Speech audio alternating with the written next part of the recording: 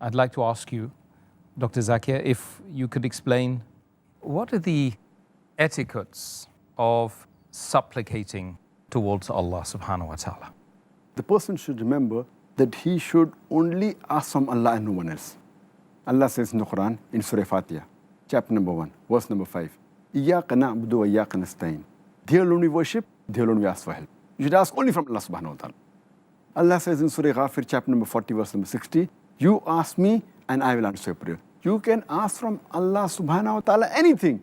Even if it be a small thing or a big thing, no problem. You can ask Allah subhanahu wa ta'ala anything. And furthermore, we should ask Allah subhanahu wa ta'ala with humbleness and with humility. That's point number 3. Point number 4, when we ask Allah subhanahu wa ta'ala, we should ask with confirmed hope that inshallah, Allah is going to answer our supplication. Number 5, we should ask Allah subhanahu wa ta'ala with fear. We should ask with taqwa, fear of Allah subhanahu wa ta'ala.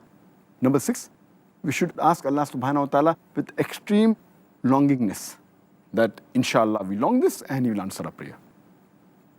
Besides these 6 points, there are some additional things which are important when a person supplicates. It's preferable, for example, a person should preferably be in wudu, in ablution. It's not a fard. He can even supplicate without being in wudu. But if he's like a person who is in prayer, it's preferable that he's in wudu. Point number 2, it's preferable that he's facing the Kaaba while supplicating, though it's not a fard. Point number 3, he should repeat his supplication. It's preferable to repeat as much as possible. And point number 4, he should ask Allah subhanahu wa ta'ala with single-mindedness and with longingness, as our beloved Prophet ﷺ said.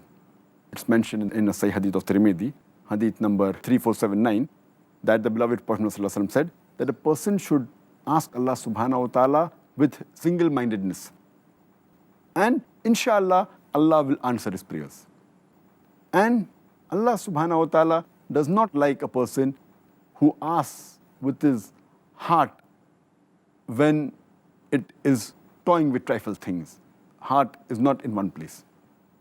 So these are some of the etiquettes of a person supplicating to Allah subhanahu wa ta'ala.